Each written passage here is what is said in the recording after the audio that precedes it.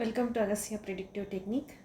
ఈరోజు మనం మాట్లాడుకోబోయేది సప్తాంశ వర్గచక్రాలు సిరీస్లో సప్తాంశ. సో రాశి చక్రాన్ని అంటే రాశి చక్రంలో 30 degrees ఉన్న ఒక రాశిని తీసుకొని దాన్ని by 7 చేస్తే మనకి సప్తాంశ టేబుల్ వస్తుంది. ఈ సప్తాంశ టేబుల్ అనేది మనకి సాఫ్ట్వేర్లో చేస్తే లహరి ఐనాన్స్లో మనకి సాఫ్ట్వేర్లో వేస్తే ఇది వచ్చేస్తుంది. సో వేయడం క్యాలిక్యులేషన్ ఈజీ. సో ఇలా ఇక్కడ మీకు టేబుల్ కనిపిస్తుంది కదా, 4 degrees 17 నిమిషాలు 30 degrees by 7 చేత డివిజన్ చేస్తే ఇలా ఈ పట్టిక ప్రకారం 1 నుంచి 7 వరకు మనం టేబుల్స్ వేసుకొని ఆ జోడియాక్ సైన్స్లో వాటిని ఆ గ్రహాలు అన్నవి ఆయా ప్లేసెస్లో పడతాయని మనకి టేబుల్ ఫామ్లో చూపిస్తున్నారనమాట. అయితే మేల్ చార్ట్స్కి ఫీమేల్ చార్ట్స్కి క్యాలిక్యులేషన్ అన్నది రివర్స్లో కనిపిస్తూ ఉంటుంది. అది కూడా మనకి సాఫ్ట్వేర్లో వేస్తే వచ్చేస్తుంది. అయితే ఈ సప్తాంశ క్యాలిక్యులేషన్ మనం దేనికి చూస్తాం? లగ్న చక్రాన్ని చూస్తూ లగ్న చక్రంతో పాటు ఎక్స్ట్రా క్యాలిక్యులేషన్కి హెల్ప్ అవ్వడానికి, డీప్గా క్యాలిక్యులేషన్ చేయడానికి, ప్రిడిక్ట్ చేయడానికి మనకి సప్తాంశ అన్నది పనికొస్తుంది. సో కంప్లీట్గా సప్తాంశ మీదే డిపెండ్ అయ్యి మనం ప్రిడిక్షన్ ఇవ్వడానికి లేదు. లగ్న చక్రమే ఇంపార్టెంట్. లగ్న చక్రం తర్వాతే ఇది సపోర్టింగ్ చక్రం అనమాట. లగ్న చక్రానికి ఒక సపోర్ట్ అంతే. అయితే ఈ సప్తాంశ చక్రాన్ని పంచమ స్థానం, లగ్న చక్రంలో పంచమ స్థానం తాలూకా క్వాలిటీస్ అన్నిటినీ ఇక్కడి నుంచి చూడడానికి మనకి పనిచేస్తుంది అనమాట. దానిలో ముఖ్యంగా క్రియేటివిటీ, వ్యక్తి తాలూకా క్రియేటివ్ ఇంటెలిజెన్స్ అన్నది ఎక్కడ ఏ ఏ రాశి ఏ ప్లానెట్ అన్నది చూపిస్తోంది, ఎంత స్ట్రాంగ్గా ఉందా వీక్గా ఉందా అది చూడడానికి పనికొస్తుంది. అలానే పంచమ స్థానం అనేది మనకి కోణాల్లోకి వస్తుంది. పంచమ స్థానం నవమ స్థానం ఇది కూడా పూర్వపుణ్యాన్ని తెలియజేస్తూ ఉంటుంది. అలానే మంత్ర సాధన చేసే వాళ్ళకు కూడా పంచమ స్థానం అనేది వెరీ ఇంపార్టెంట్. ఇంకొక ఇంపార్టెంట్ పాయింట్ ప్రోజని, సంతానం. వీటిని చూడడానికి ఈ పంచమ స్థానాన్ని వాడుతూ ఉంటారనమాట. అది కూడా లగ్న చక్రానికి ఇదొక సహాయం మాత్రమే. అయితే లగ్న చక్రంలో పంచమ స్థానాన్ని చెక్ చేసేటప్పుడు స్త్రీ జాతకంలో క్షేత్ర స్ఫుటం అని, అలానే పురుష జాతకంలో బీజ స్ఫుటం అని, అంటే స్త్రీ పురుషులకి పొటెన్సీ అనమాట, చైల్డ్ కన్సీవింగ్ కెపాసిటీ ఎంత ఉంది అని చెక్ చేయడానికి వీటిని యూస్ చేస్తూ ఉంటారు మన వేదిక్ మెథడ్లో. ఇవి కొన్ని వాటిల్లో కొన్ని చార్ట్స్లో పనిచేస్తాయి, కొన్ని చార్ట్స్లో పని చెయ్యవు. సో వీటిని మనం యూనివర్సల్గా ప్రతి చార్ట్కి అప్లై చేయడానికి లేదు.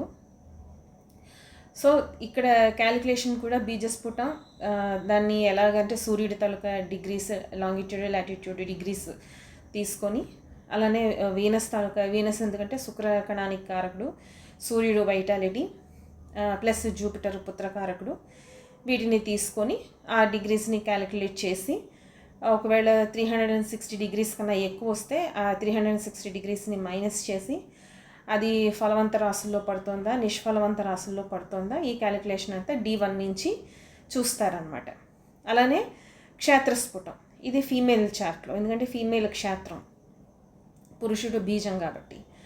సో ఈ స్ఫుటన్స్ క్యాలిక్యులేషన్స్ కూడా చంద్రుడు మార్స్, ఈ రెండు, కుజుడు చంద్రుడు, ఈ రెండు అండానికి పీరియడ్స్కి వాటికి కారకులు కాబట్టి, ప్లస్ జూపిటర్ పుత్రకారకుడు, వీటిని బట్టి లాంగిట్యూడ్ చూసుకొని అవి 3 కలిపి అది 360 degrees కన్నా ఎక్కువైతే వాటిని అందులోంచి తీసేసి మళ్ళీ ఇది ఫలవంత రాశుల్లో పడిందా, నిష్ఫలవంత రాశుల్లో పడిందా, అర్ధ ఫలవంత రాశుల్లో పడిందా, వంధ్య రాశుల్లో పడితే కష్టం, సంతానం కలగడం కష్టం అని అంటారు.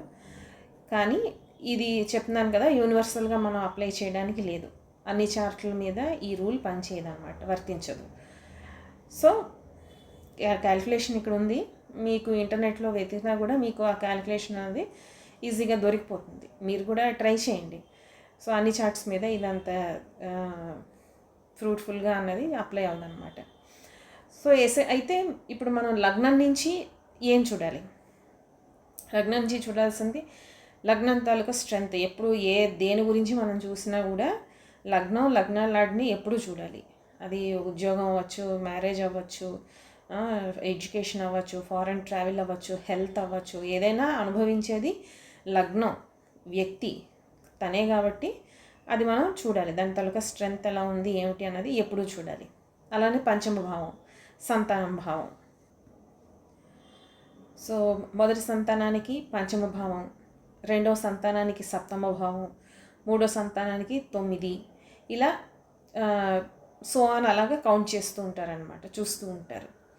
అయితే ఈ పంచమ భావంలోనే పంచమాధిపతిని చూస్తూ, పంచమ భావంలో ఉన్న ప్లానెట్స్ని చూస్తూ, అలానే పుత్రకారకుడైన జూపిటర్ని చూస్తూ, వీటిని వాటి తనకు స్ట్రెంగ్త్ని చూసుకుంటూ, అలానే వ్యక్తికి ఎప్పుడు ఈ సంతానం కలిగించే ఈ ప్లానెట్స్, స్ట్రాంగ్ సిగ్నిఫికేషన్ ఉన్న ప్లానెట్స్ ఎప్పుడు యాక్టివేట్ అవుతున్నాయి, దశాభుక్తులు ఏం చెప్తున్నాయి, ట్రాన్సిట్ ఏం చెప్తుంది అని చూసి మనం లగ్న చార్ట్ నుంచి దీన్ని ప్రిడిక్ట్ చేస్తాం అన్నమాట.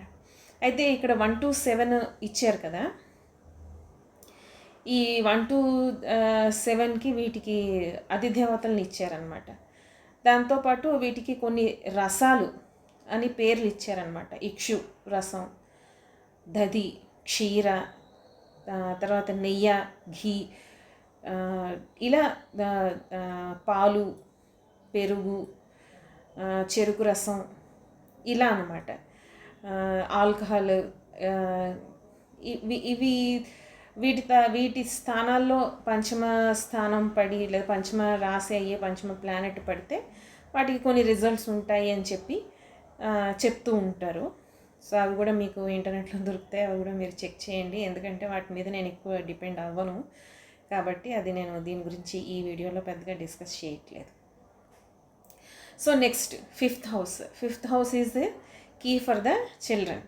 సో పంచమ స్థానంలో ఉన్న ప్లానెట్స్ ఏంటి, అసలు మనం పంచమ స్థానం తాలూకా స్ట్రెంగ్త్ అన్నది ప్రతిసారి చూడాలి.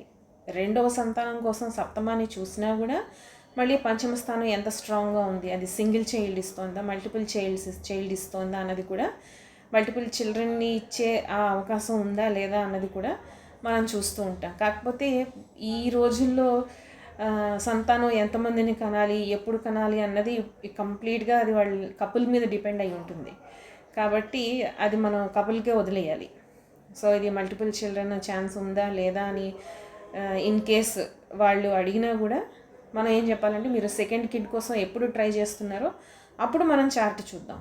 అప్పుడు ప్లానెట్స్ తాలూకా ట్రాన్సిట్ ఎలా ఉంది, ఏ ప్లానెట్ తాలూకా దశాభుక్తులు ఏంటి నడుస్తున్నాయి, అది చూడడం సమంజసం.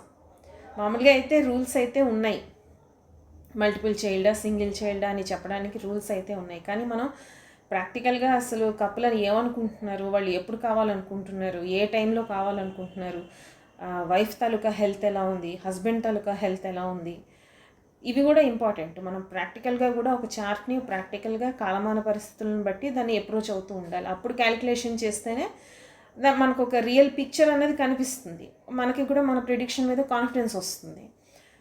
సో అది. నెక్స్ట్ జూపిటర్ అన్నవాడు సహజ పుత్రకారకుడు, దేహకారకుడు.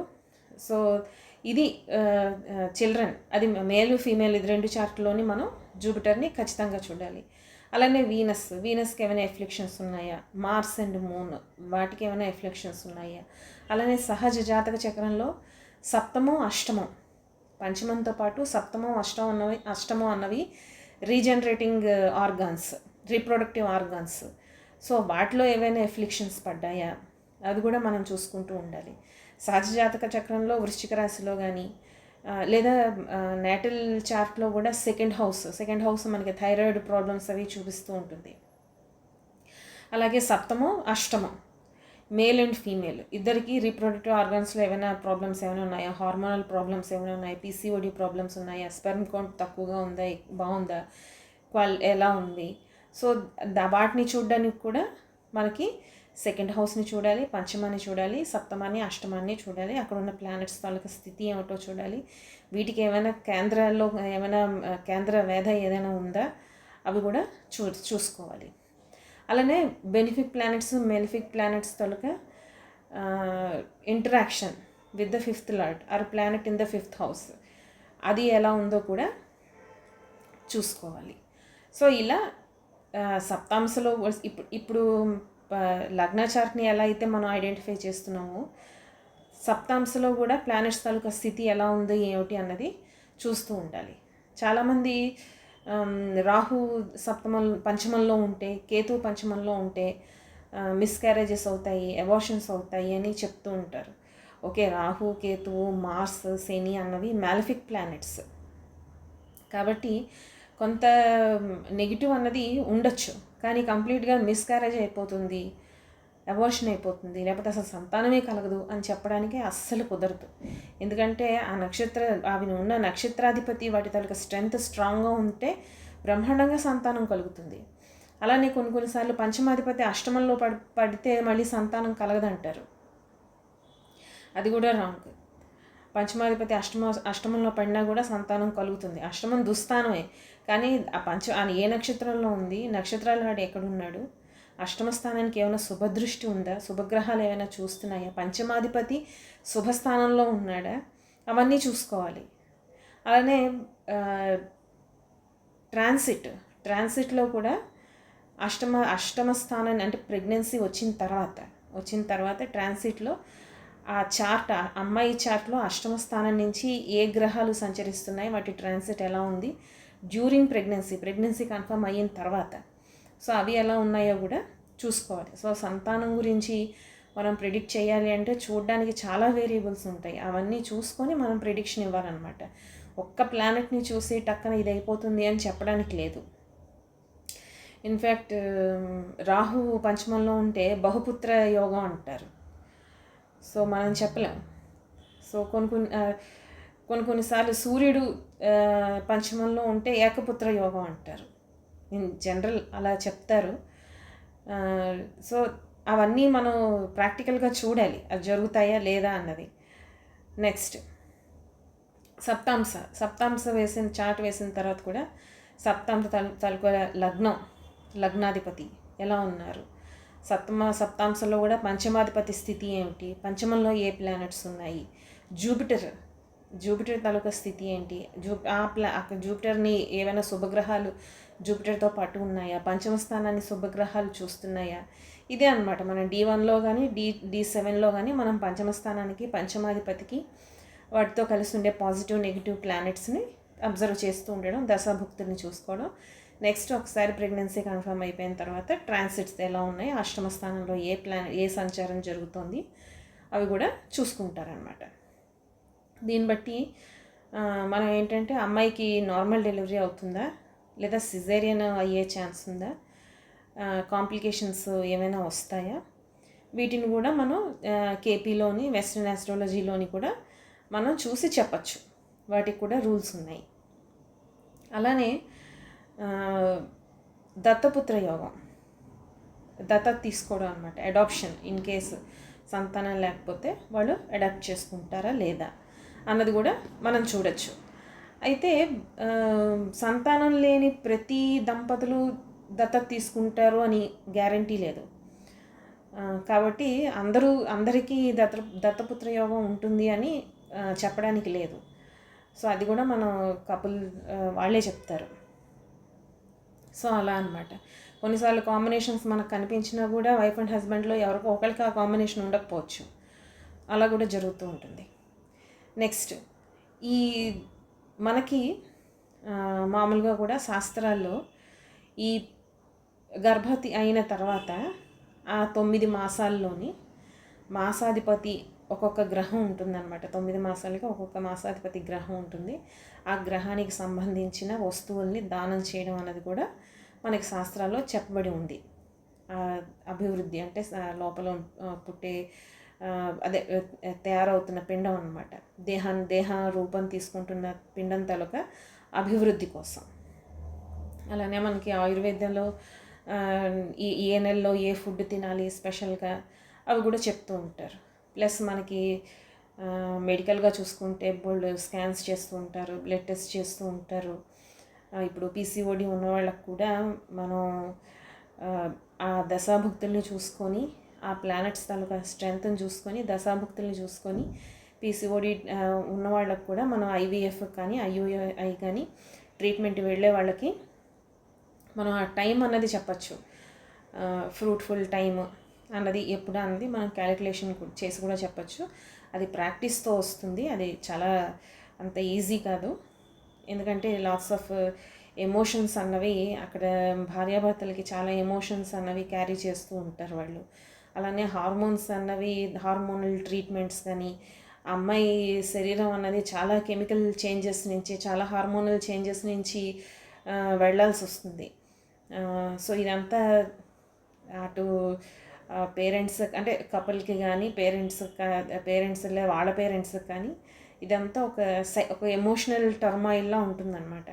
సో కాబట్టి విపరీతమైన ప్రాక్టీస్ చేస్తే కానీ చార్ట్స్ మీద ప్రాక్టీస్ చేస్తే కానీ మనం టక్కున ఇలా చార్ట్ చూసి అలా దశలను చూసి మీరు ఈ టైంకి వెళ్ళిపోండి ఆ టైంకి వెళ్ళిపోండి అని చెప్పడానికి లేదు. అమ్మాయి హెల్త్ కూడా అక్కడ మనం చూసుకోవాలి. ఏ గ్రహాలు తన హెల్త్ని ఎలాగో హెల్త్ పాడవుతుంది కాదని అనట్లేదు. ఎందుకంటే ఇన్ని ఇంజెక్షన్స్ అవి చేయడం వల్ల అగైన్ మళ్ళీ ఇంత ప్రాసెస్ అంతా ఈ ఐవీఎఫ్ చేసిన తర్వాత మళ్ళీ ప్రెగ్నెన్సీ 9 నెలలు ఆ అమ్మాయే మొయ్యాలి. సో ఇదొక 2-3 years ప్రాసెస్ ఉంటుంది. కాబట్టి అది మనం నెక్స్ట్ 2-3 years దశలు ఎలా నడుస్తున్నాయి, ప్రోగ్రెషన్స్ ఎలా నడుస్తున్నాయి, ఆ టైం పీరియడ్ అంతా చూసుకొని అప్పుడు మనం చాలా జాగ్రత్తగా సజెషన్ ఇవ్వాలన్నమాట. అంత ఈజీ కాదు, చాలా ప్రాక్టీస్ అవసరం. సో ఇది సప్తాంశ గురించి. So keep watching Agastya predictive technique. Thank you.